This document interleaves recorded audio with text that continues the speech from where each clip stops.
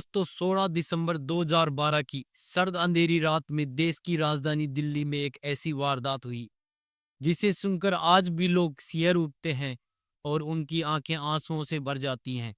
एक चलती बस में 23 साल की मासूम लड़की के साथ 6 दरिंदों ने ऐसी हैवानियत की जिसने सारी हदें पार कर दी। हम बात कर रहे हैं निर्भया केस की। आपने शायद इस केस के बारे में बहुत कुछ सुना और पढ़ा होगा, लेकिन आज हम आपको इस केस की कुछ ऐसी बारीकियां बताएंगे जो शायद आपने पहले नहीं सुनी होंगी। साथ ही हम ये भी बताएंगे कि निर्भया केस में एक मात्र आरोपी नाबालिग दरिंदा जो आज भी जिंदा है वो कहाँ है और किस हाल में है। इसके अलावा उस नाबालिग को 10,000 रुपए और सिलाई मशीन देने के पीछे की पूरी कहानी भी बताएंगे। तो इस वीडियो के साथ अंत तक बने रहिए। हमारा मकसद सिर्फ व्यूज और लाइक हासिल करना नहीं बल्कि आपको सही और निष्पक्ष जानकारी देना है। तो चलिए बिना देरी के कहानी शुरू करते हैं। निर्भया का जन्म 10 मई 1990 को दिल्ली में हुआ था। वो अपने 3 भाई बहनों में सबसे बड़ी थी और परिवार की इकलौती बेटी थी। उसके माता पिता ने बेटे और बेटी में कभी भी कोई भेदभाव नहीं किया। निर्भया को अच्छी शिक्षा दी गई और उन्होंने जो उसे बराबरी का मौका दिया। निर्भया बचपन से ही पढ़ाई में काफी तेज थी, हमेशा अपने परिवार की उम्मीदों पर खरी उतरती थी। आगे की पढ़ाई के दौरान उसने मेडिकल फील्ड में जाने का फैसला किया और जो फिजियोथेरेपी कोर्स में दाखिला लिया। उसने अच्छे मार्क्स के साथ फिजियोथेरेपी की डिग्री हासिल की। जब ये घटना घटी तब निर्भया फिजियोथेरेपी की इंटर्नशिप कर रही थी। बात है 16 दिसंबर 2012 की। उस दिन छुट्टी थी, इसलिए निर्भया ने अपने दोस्त अवनिंद्र प्रताप पांडे के साथ फिल्म देखने का प्लान बनाया। अवनिंद्र सॉफ्टवेयर इंजीनियर था और उत्तर प्रदेश के गोरखपुर का रहने वाला था। दोनों ने आमिर खान की फिल्म तलाश देखने का फैसला किया जो उस समय काफी चर्चा में थी। पब्लिक ट्रांसपोर्ट से पीवीआर सिलेक्ट सिटी वॉक पहुंचे। वहां भीड़ भी काफी जो ज्यादा थी, इसी वजह से उन्हें वहां टिकट नहीं मिल पाया। तो उन्होंने जो लाइफ ऑफ पाई फिल्म देखने का फैसला किया। इवनिंग शो देखने के बाद निर्भया और अवनिंद्र अपने अपने घर जाने के लिए ऑटो का इंतजार करने लगे। रात काफी ज्यादा नहीं हुई थी, लेकिन सर्दी की वजह से ऑटो कम मिल रहे थे। ऑटो वाले मुंह मांगी कीमत मांग रहे थे। काफी जदोजहद के बाद एक ऑटो वाला मुनीर का बस स्टैंड तक छोड़ने को तैयार हुआ। तो दोनों ने सोचा क्यों ना मुनीर का से हम एक बस के द्वारा द्वारका चले जाएंगे। मुनीर का बस स्टैंड पहुंचने के बाद दोनों ने कुछ देर इंतजार किया, लेकिन उन्हें अपनी मंजिल तक जाने के लिए जो सही सवारी नहीं मिली। रात लगभग 9:30 बजे के आसपास एक सफेद रंग की काले शीशों वाली बस वहां से गुजरती है।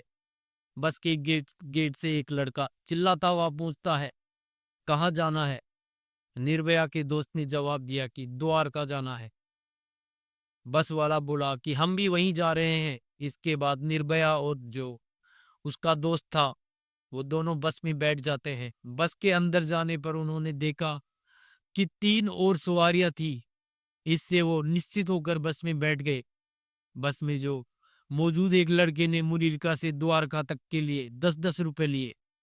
जब उन्होंने टिकट मांगा तो वो बदतमीजी करने लगा। टिकट न देना उनके लिए नई बात नहीं थी, इसीलिए दोनों खामोश होकर बस में बैठ गए और अपनी मंजिल तक पहुंचने का इंतजार करने लगे। लेकिन उन्हें क्या पता था कि उनका ये इंतजार मौत का सफर बन जाएगा।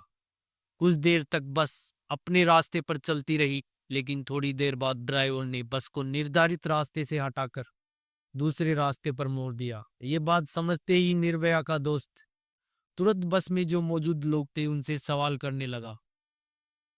जवाब देने की बजाय बस का जो दूसरा स्टाफ उसके साथ बदतमीजी करने लगा और पूछने लगा कि तुम दोनों कौन हो और इतनी रात को अकेले यहाँ क्या कर रहे हो। जब निर्भया और उसका दोस्त बस में चढ़े थे तब उन्हें लगा था कि सब जो बस में मौजूद 3 लोग सवारियां हैं, लेकिन जल्द ही उन्हें साफ हो गया था कि वो पैसेंजर नहीं बल्कि बस स्टाफ के साथी थे। अब ये 6 लोग मिलकर निर्भया के दोस्त के साथ बदतमीजी करने लगे और उसे उकसाने लगे। जब जब निर्भया का दोस्त जवाब देने लगा तो ये लोग सभी मिलकर उसके साथ हाथापाई करने लगे, उसे मारने लगे, पीटने लगे। पहले तो उन्होंने उसे लात घूंसों से मारा, फिर एक लड़के ने बस में इस्तेमाल होने वाली लोहे की रोड निकाली और जो अवनिंद्र है उसके सर पर उससे वार किया। इससे वो बेहोश होकर गिर गया। इसके बाद इन दरिंदगों ने निर्भया के साथ हैवानियत शुरू की। उसे खींचकर बस की पिछली सीट पर ले जाया गया। यहाँ जो कुछ हुआ उसे शब्दों में बयान करना मुश्किल है। बस चलती रही और निर्भया के साथ दरिंदगी का सिलसिला 2 से ढाई घंटे तक चला। इस दौरान बस कई पुलिस वालों और पुलिस गाड़ियों के पास से गुजरी, लेकिन किसी ने इसे नहीं रोका। निर्भया का दोस्त लोहे की रोड के वार से बेहोश था, इसलिए वो उसकी मदद नहीं कर सका। अकेले 6 लोगों से लड़ना निर्भया के लिए संभव नहीं था, फिर भी उसने पूरी हिम्मत के साथ इन दरिंदों का मुकाबला किया। बाद में कुलसी के मुताबिक निर्भया ने 6 में से 3 लोगों को अपने नाखूनों से खरोचा और अपनी जान बचाने की काफी कोशिश की, लेकिन अफसोस वो कामयाब नहीं हुई।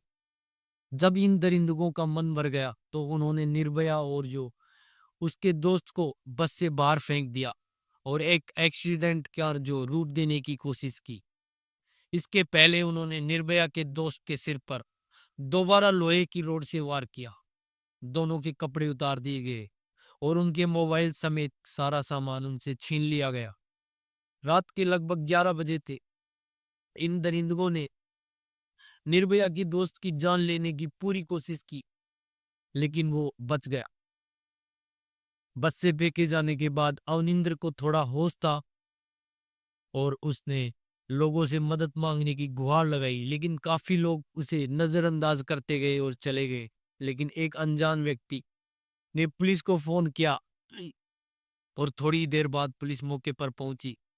दोनों को हॉस्पिटल में भर्ती करवाया गया।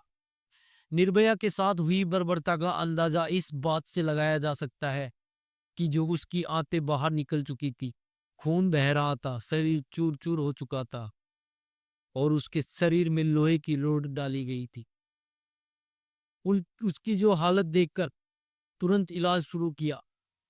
स्थिति इतनी गंभीर थी कि उसे वेंटिलेटर पर सपोर्ट की जरूरत पड़ी। कुछ ही घंटों में निर्भया के साथ हुई जो इस हैवानियत की खबर पूरे मीडिया में फैल गई, देश दुनिया में फैल गई। लोग गुस्से में भर उठे और जो प्रशासन से सरकार के खिलाफ सड़कों पर लोग उतर गए, विरोध प्रदर्शन करने लगे। लोग अपराधियों की गिरफ्तारी की मांग करने लगे। देखते ही देखते प्रदर्शन जो आंदोलन का रूप लेने लगा और जो पूरे देश भर में निर्भया के समर्थन में लोग सड़कों पर उतर आए। लोग उसकी सलामती की दुआएं मांगने लगे, लेकिन जो हॉस्पिटल के निर्भया की हालत को दिन प्रतिदिन जो उसकी बिगड़ती जा रही थी। 16 से 19 दिसंबर 2012 के बीच उसकी 5 सर्जरी की गई। लाख कोशिशों के बावजूद उसकी हालत में जो सुधार नहीं आ पा रहा था, बल्कि उसकी हालत बिगड़ती जा रही थी। 21 दिसंबर को भारत सरकार ने देश के टॉप डॉक्टरों की एक कमेटी बनाई और सरकारी जो खर्च के ऊपर निर्भया को बेस्ट मेडिकल ट्रीटमेंट देने का आदेश दिया गया। इसके बावजूद उसकी हालत नहीं सुधरी। उसका शरीर का तापमान 102 डिग्री से 103 डिग्री तक पहुंच चुका था और जो इन्फेक्शन भी बढ़ गया था। 26 दिसंबर को तत्कालीन प्रधानमंत्री मनमोहन सिंह के नेतृत्व में एक कैबिनेट मीटिंग हुई, जिसमें फैसला लिया गया कि निर्भया को विश्व के सर्वश्रेष्ठ अंग प्रत्यारोपण हॉस्पिटल में भेजा जाएगा। इसके बाद उन्होंने सिंगापुर के माउंट एलिजाबेथ हॉस्पिटल में एयरलिफ्ट करके भेजने की तैयारी शुरू की। 27 दिसंबर को निर्भया सिंगापुर पहुंची और उसका इलाज शुरू हुआ, लेकिन वहां उसकी हालत और बिगड़ने लगी। 29 दिसंबर को स्थानीय समय अनुसार सुबह 4:45 पे निर्भया इस दुनिया को हमेशा के लिए छोड़कर चली गई। निर्भया के शव को दिल्ली लाया गया और कड़ी सुरक्षा के बीच उसका अंतिम संस्कार किया गया। उसका जो दोस्त था, कुछ दिनों बाद उसका हॉस्पिटल में इलाज के बाद उसे डिस्चार्ज कर दिया गया। इधर निर्भया का इलाज चल रहा था, उधर दिल्ली पुलिस अपराधियों को पकड़ने में जुटी थी। घटना की रिपोर्ट के 24 घंटे के अंदर पुलिस ने कई संदिग्ध आरोपियों को हिरासत में लिया।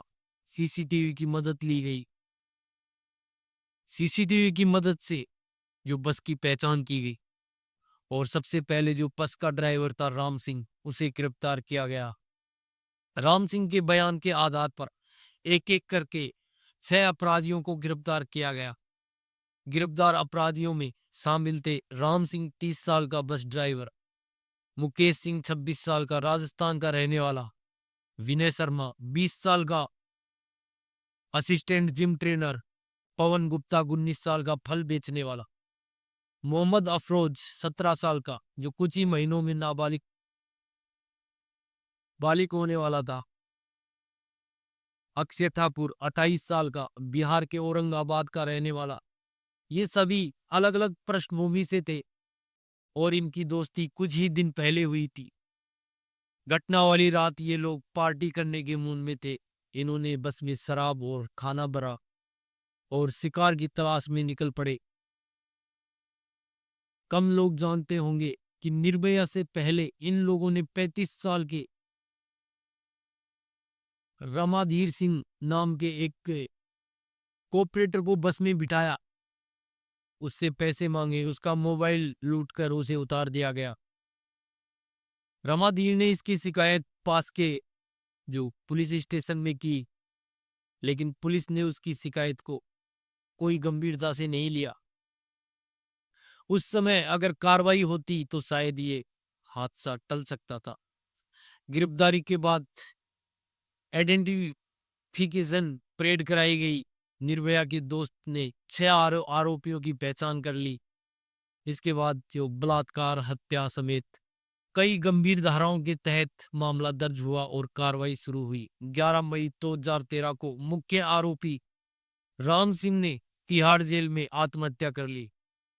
1 सितंबर 2013 को नाबालिग आरोपी मोहम्मद अफरोज को जुवेनाइल जस्टिस बोर्ड ने 3 साल की सजा सुनाकर सुधार गृह भेज दिया गया। बाकी 4 आरोपियों पर फास्ट ट्रैक कोर्ट में सुनवाई हुई और 13 सितंबर 2013 को उन्हें मौत की सजा सुनाई गई। इन आरोपियों ने दिल्ली हाई कोर्ट में अपील की, लेकिन 13 मार्च 2014 को हाई कोर्ट ने निचली अदालत के फैसले को बरकरार रखते हुए फांसी की सजा को बरकरार रखा। अपराधियों ने सभी कानूनी जो विकल्प उनके पास थे वो इस्तेमाल किए, लेकिन राष्ट्रपति ने भी उनकी दया याचिका खारिज कर दी। आखिरकार 20 मार्च 2020 को सुबह 5:30 बजे तिहाड़ जेल में चारों आरोपियों को फांसी दे दी गई। मेडिकल टीम ने सुबह 6 बजे उन्हें मृत घोषित किया। निर्भया केस के 5 अपराधियों को तो सजा हो गई और एक ने आत्महत्या कर ली, लेकिन नाबालिग अपराधी का क्या हुआ? मोहम्मद अफरोज, जो घटना के समय 17 साल और कुछ महीने का था, उसे 3 साल की सजा सुनाकर सुधार गृह भेजा गया। मीडिया की रिपोर्ट्स के मुताबिक 3 साल की सजा पूरी करने के बाद उसे गुपचुप तरीके से नई जगह भेज दिया गया। उसे नई जिंदगी शुरू करने के लिए 10,000 रुपए और सिलाई मशीन दी गई ताकि वो टेलर के रूप में काम कर सके।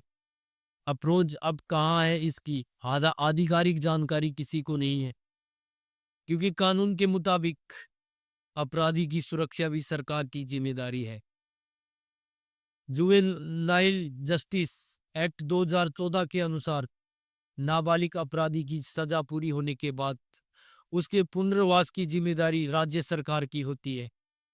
ये कानून केंद्र सरकार ने बनाया था और एनडीए सरकार के दौरान इसमें जो संशोधन के बावजूद इस प्रावधान को हटाया नहीं गया। इसलिए अफरोज को पुनर्वास के लिए आर्थिक मदद और सिलाई मशीन दी गई। इस खबर के सामने आने पर लोगों का गुस्सा भड़क गया, क्योंकि कथित तौर पर निर्भया के साथ सबसे ज्यादा जुल्म इसी नाबालिग ने किया था। आप शायद जानते होंगे कि इस केस को दुनिया निर्भया के नाम से जानती है। शुरू में उसकी असली पहचान गुप्त रखी गई थी, क्योंकि भारतीय कानून के तहत बलात्कार पीड़िता की पहचान जाहिर करना गैर कानूनी है। इसलिए मीडिया ने उन्हें निर्भया और दामिनी जैसे नाम दिए। लेकिन कानून में यह प्रावधान भी है कि अगर पीड़िता के माता पिता चाहे तो वो उसकी पहचान जाहिर कर सकते हैं। निर्भया के परिवार ने कहा कि उनकी बेटी ने कुछ गलत नहीं किया जिससे उसकी पहचान छिपानी पड़े, बल्कि उसने तो उन दरिंदों से मुकाबला किया था जिस पर उन्हें गर्व है। इसके बाद निर्भया के पिता ने उसकी असली पहचान जाहिर की। उनकी बेटी का असली नाम था ज्योति सिंह। ज्योति की आत्मा को शांति मिले, इस कामना के साथ हम इस कहानी को यही खत्म करते हैं। दोस्तों, आपके मुताबिक बलात्कार के मामले को कम करने के लिए सरकार को क्या कदम उठाने चाहिए? कमेंट बॉक्स में अपनी राय जरूर बताएं। इस वीडियो को लाइक और शेयर करें ताकि ये जानकारी लोगों तक पहुंच सके। अगर आपने अभी तक इस चैनल को सब्सक्राइब नहीं किया तो जल्दी से चैनल को सब्सक्राइब कर लें और बेल आइकन प्रेस करें ताकि हमारी हर आने वाली वीडियो आप तक पहुंच सके।